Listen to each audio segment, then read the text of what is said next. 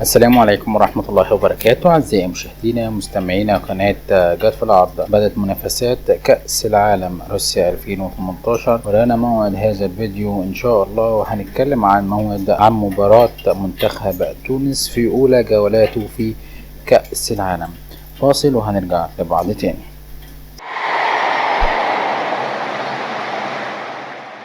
سوف يلتقي منتخب تونس الذي أدى مباراة ودية قوية مع منتخب إنجلترا في الجولة الأولى، وذلك يوم الاثنين 18/6/2018 الساعة 7 بتوقيت تونس، الساعة 8 بتوقيت القاهرة وسوريا، الساعة 9 بتوقيت السعودية والعراق، الساعة 10 بتوقيت الإمارات. المباراة سوف تذاع بشكل مباشر وحصري على قنوات بين سبورت ماكس، وسوف تلعب المباراة على ملعب فولوغراد الينا. في النهاية نتمنى التوفيق لجميع الفرق العربية، ولو الفيديو عجبكم اتمنى منكم تعملوا لايك وشير الفيديو، والسلام عليكم ورحمة الله وبركاته.